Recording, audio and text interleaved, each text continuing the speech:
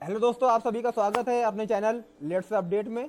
पिछली वीडियो में हमने यूपी में आरटीआई एप्लीकेशन कैसे फाइल करते हैं और यूपी के अंतर्गत आने वाले सरकारी विभागों से सूचना कैसे प्राप्त कर सकते हैं इसके बारे में जाना था।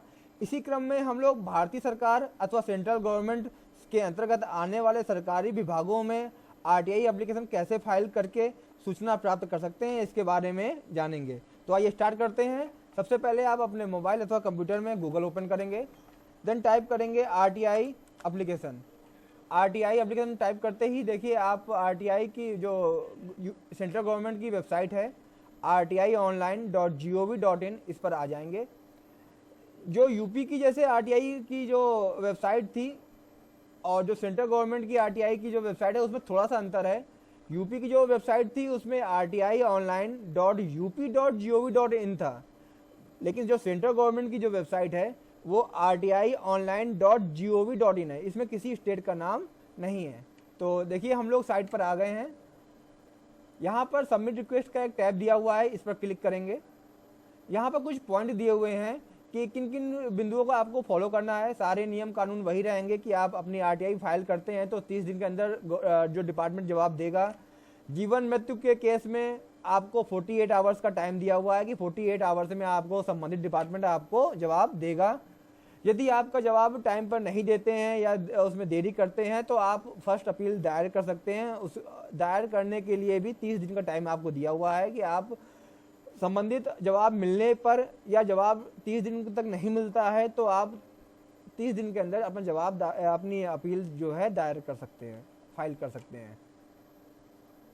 यदि आपकी आरटीआई किसी संबंधित स्टेट से है तो आपको यहाँ पर आरटीआई फाइल नहीं करनी है। आपको संबंधित स्टेट की आरटीआई की साइट पर जाके वहाँ पर आपको आरटीआई फाइल करनी है। यदि आपको केवल सेंट्रल गवर्नमेंट के डिपार्टमेंट से संबंधित सूचना मांगनी है, आपको सूचना चाहिए, तो ही आप यहाँ पर अपनी आरटीआई फाइल कर सकते हैं। तो इस चीज़ का विशेष ध्यान रखिए कि ये जो साइट है ये केवल सेंट्रल गवर्नमेंट से के अंतर्गत आने वाले जो डिपार्टमेंट है उनके से संबंधित ही आप आरटीआई फाइल कर सकते हैं।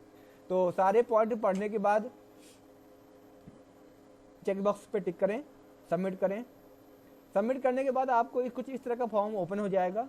आपको इसको 1 बाय 1 फिलअप करना है। जैसे select ministry oblique department apex body, जो भी जिस मिनिस्ट्री में आप अपनी आपको इन्फॉर्मेशन चाहिए वो उस मिनिस्ट्री का आप यहाँ से सिलेक्ट करेंगे। जैसे हम पीएमओ कार्यालय को अपनी आरटीआई भेज रहे हैं तो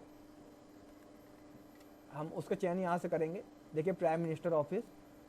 यदि आप किसी दूसरे डिपार्टमेंट का चयन करेंगे तो उसके अंतर्गत जो भी अथॉरिटी होंगी उसका नाम यहाँ पे आ जाएगा। जैसे हमने मिनिस्ट्री ऑफ स्टील किया तो मिनिस्ट्री ऑफ स्टील के अंतर्गत जितने भी सरकारी डिपार्टमेंट है उनकी लिस्ट यहाँ पे आ गई। आप किसी दूसरे डिपार्टमेंट को आप सेलेक्ट करेंगे तो उसके अंतर्गत जितने भी डिपार्टमेंट होंगे उन सबकी लिस्ट आ जाएगी। आप उनसे संबंधित जानकारी अपनी मांग सकते हैं। तो जैसे हमने यहाँ पर पीएमओ ऑफिस का सिलेक्शन किया था तो उसके अंतर्गत केवल एक ही ऑफिस है पीएमओ ऑफिस, उसका सेलेक्ट करेंगे। Okay, inter your email ID, जो आपकी ईमेल आईडी है। इंटर मोबाइल नंबर, जो भी आपका मोबाइल नंबर है। कंफर्म मेल आईडी कंफर्म करें।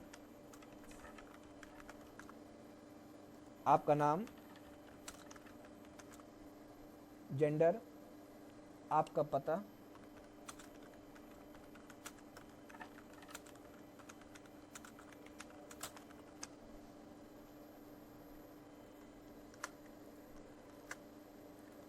आपका पिन कोड,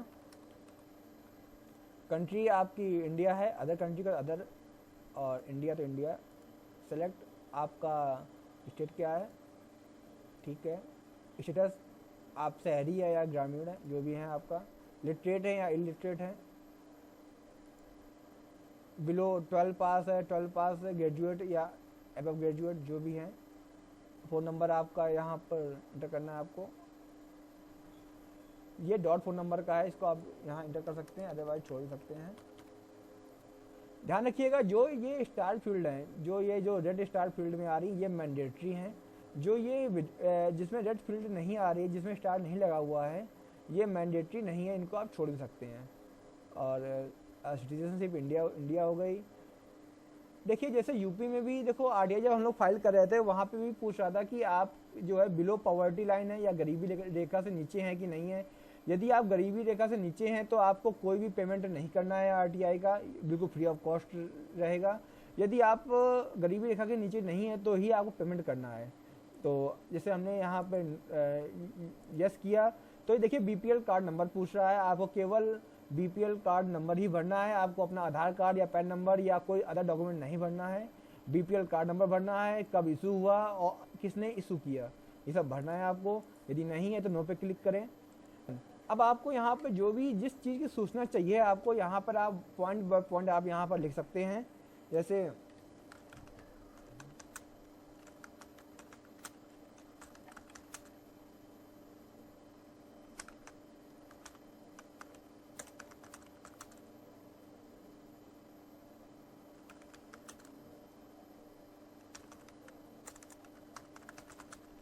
आप यहाँ पर कुछ भी जो भी आप जिस पॉइंट पे सूचना आपको चाहिए आप यहाँ पर उसको मेंशन कर सकते हैं।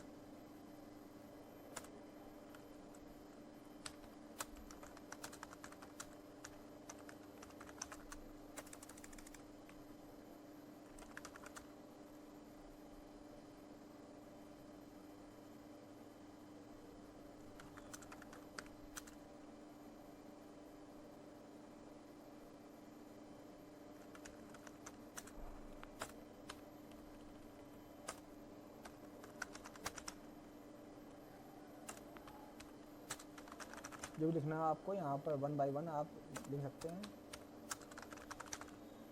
इसके अलावा यहाँ पर देखिए डॉक्यूमेंट अपलोड करने का भी ऑप्शन दिया हुआ है। यहाँ पे पीडीएफ फाइल में डॉक्यूमेंट आप अपलोड करेंगे और कोई फॉर्मेट यहाँ पर अपलोड नहीं होगा। PDF file name should be less than 12 alpha numeric character, उसका जो नाम होगा पीडीएफ फाइल का वो 12 कैरेक्टर से ऊपर नहीं होना चाहिए, ब्लैंक नहीं होना चाहिए और only 1 MB PDF up to 1 MB।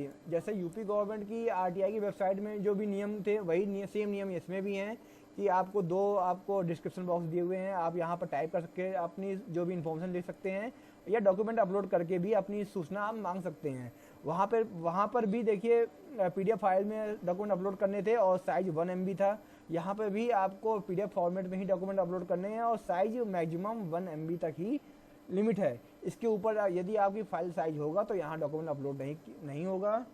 And inter your image code, जो इमेज कोड यहाँ पर दिख रहा है वो आप यहाँ इंटर करेंगे। देन मेक पेमेंट पे क्लिक करना है। Are you sure you want to submit RTI request, यदि आपने पूरा फॉर्म फिलअप कर दिया है तो आप यहाँ से सबमिट कर सकते हैं। ये देखिए ये आपका आ गया कि आपको 10 रुपये पेमेंट करना है इसका through net banking, debit card, credit card, Google, जिससे भी आप कंफर्टेबल हो। Click on radio button and payment gateway, then pay पे क्लिक किया, क्लिक ऑन पेमेंट। देखिए आप पेमेंट की साइट पे आ गए। यहाँ पे देखिए कई तरह के ऑप्शन दिए हुए हैं, net banking, debit card, credit card, UPI, जिससे भी आप कंफर्टेबल हो उसके थ्रू आप पेमेंट कर सकते हैं। तो हम लोग यूपीआई के थ्रू पेमेंट करेंगे। देखिए यहाँ पर फिर से वही सेम ऑप्शन आ गया कि आपका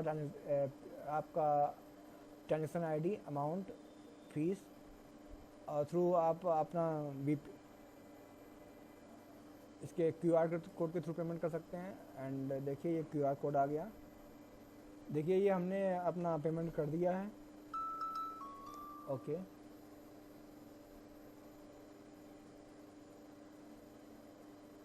अब पेमेंट अपडेट होते ही देखिए आपकी साइट अभी आरटीआई की वेबसाइट पे पहुंच जाएगी।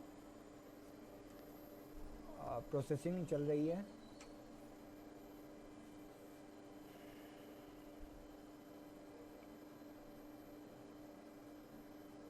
देखिए your transaction status is success. Okay देखिए आपका रेफरेंस नंबर आ चुका है, आपका अमाउंट कट चुका है, सक्सेस दिखा रहा है। अभी देखिए आपकी ये जो पेमेंट की साइट है ये अभी अपना आरटीआई की वेबसाइट पे वापस आ जाएगी।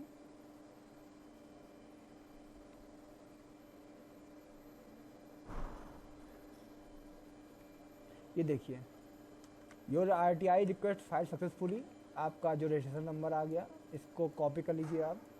और ये आपको मेल और मैसेज के थ्रू भी आपको रिसीव हो जाएगा। आपका नाम, डेट ऑफ फाइलिंग, उसका अमाउंट पेमेंट मोड, कैसे पेमेंट किया आपने वो भी आ जाएगा, रेफरेंस नंबर, सक्सेसफुली और डिटेल्स। कि आपको यदि इनकेस कोई अगर क्वेरी हो तो आप इस फ़ोन नंबर पे या इस मेल आईडी के थ्रू आप इनसे संपर्क कर सकते हैं। इसको आप सेव भी कर सकते हैं और प्रिंट भी इसका ले सकते हैं। यदि आपको, ये तो हो गया पेमेंट की रसीद, यदि आपको अपनी रिक्वेस्ट देखनी हो कि हमने क्या क्या अपनी एंट्री अपलोड की थी, क्या क्या डॉक्यूमेंट अपलोड किए थे, तो आप यहाँ पर व्यू स्टेटस पे जाएंगे। देखिए टॉप पे आ रहा होगा व्यू स्टेटस, यहाँ पर क्लिक करना है। अपना जो रजिस्ट्रेशन नंबर कॉपी किया था वो यहाँ एंटर करना है, अपनी मेल आईडी आपको एंटर करनी है एंड इमेज कोड, जो भी ये इमेज कोड लिखा हुआ है ये आपको एंटर करना है। देन सबमिट करेंगे। Okay, does not match. Okay, then हम लोग फिर से ये एंटर करेंगे, सबमिट। ये देखिए आपका ये नंबर आ गया, ये आपकी चालान की रसीद आ गई। इसको आप प्रिंट भी कर सकते हैं। आप प्रिंट आरटीआई एप्लीकेशन पे जाएंगे तो आपकी ने जो अभी आरटीआई फाइल की हुई है वो देखिए तो खुल के पूरी आ गई है। ये रिक्वेस्ट नंबर आ गया, किसको भेजी आपने, पीएमओ ऑफिस, आपका नाम, पता, जेंडर, सारी इन्फॉर्मेशन देखिए यहाँ आ गई। यहाँ पर देखिए डिस्क्रिप्शन बॉक्स में जो आपने यहाँ पर मेंशन किया था, जिन जिन बिंदुओं पे आपने सूचना मांगी थी वो सब यहाँ पर बिंदु लिख के आ गए। जैसे हमने मांगी थी कि please provide information of how many department having under your office and कितना खर्चा आपने 22-23 में किया, और जो भी आप यहाँ पर पॉइंट लिखेंगे यहाँ पर आपको दिख जाएंगे। आपने जो डॉक्यूमेंट अपलोड किया था पीडीएफ फॉर्मेट में वो यहाँ पे देखिए अपलोड है। हमने एक डॉक्यूमेंट अपलोड किया था, ये देखिए कि सेवा में जन सूचना अधिकारी, प्रधानमंत्री कार्यालय, भारत सरकार, आरटीआई एक्ट के तहत हमने जानकारी मांगी थी कि आपके द्वारा किन किन सेवाओं का निर्वहन करते हैं, कौन कौन से डिपार्टमेंट आते हैं, कुल कितना खर्च किया है और किस मद में कुल कितना खर्च किया हुआ है, आपका नाम और डिटेल्स। देखिए सारी इन्फॉर्मेशन यहाँ पे आ गई है। आप इसको प्रिंट आउट भी ले सकते हैं और इसको यहाँ बंद कर सकते हैं। इसके बाद देखिए इसमें एक ऑप्शन ये भी है कि यदि 30 दिन के अंदर आपको जवाब नहीं मिलता है या संबंधित डिपार्टमेंट आपको गलत सूचना देता है तो आप इसके लिए अपील भी दाखिल कर सकते हैं। इसके लिए देखिए वेबसाइट पर ही ये थर्ड ऑप्शन दिया हुआ है, सबमिट फर्स्ट अपील, इस पर जाएंगे और ये सब पॉइंट पढ़ने के बाद आप लास्ट में आई हैव रीड पे टिक करेंगे, सबमिट करेंगे। यहाँ पे अपना आरटीआई का एप्लीकेशन नंबर सबमिट इंटर करेंगे, then up your mail ID,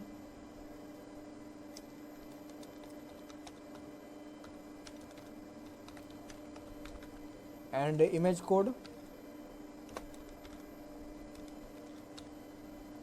submit करेंगे। देखिए इसमें लिख के आ रहा है कि first appeal can be filed after 30 days from date of filing. हमने आज अपनी रिक्वेस्ट फाइल की है आरटीआई की, इसलिए अभी है 30 दिन का टाइम दिखा रहा है। यदि या तो हमें जवाब मिल गया होता या तो 30 दिन निकल चुके होते तभी हम अपनी ये फर्स्ट अपील दाखिल कर सकते हैं। 30 दिन के पहले या जवाब मिलने से पहले हम अपनी अपील दाखिल नहीं कर सकते हैं। गलत सूचना मिलने पर हम लोग अपील दाखिल करेंगे, जो भी उसके उच्चाधिकारी हैं, इसके बाद ये एप्लीकेशन उनको पहुंच जाएगी, वो आपको जवाब देंगे। यदि उच्चाधिकारी से भी गलत जवाब मिलने पर या जवाब से संतुष्ट ना होने पर आप राज्य सूचना आयुक्त या केंद्रीय सूचना आयुक्त के समक्ष अपनी अपील दायर कर सकते हैं और अपनी जो भी सूचनाएं हैं उनका जवाब ले सकते हैं। तो ये एक आम आदमी का बहुत बड़ा अधिकार है, ये आम आदमी का अधिकार है। आप लोग किसी भी डिपार्टमेंट से, चाहे अपने स्टेट की जो सरकारी विभाग हैं या केंद्र के सरकारी विभाग हैं, आप किसी भी डिपार्टमेंट जो भी पब्लिक बॉडी हैं उनसे आप सूचना मांग सकते हैं। तो आज के लिए बस इतना ही, मिलते हैं हम लोग अपने नेक्स्ट वीडियो में। धन्यवाद।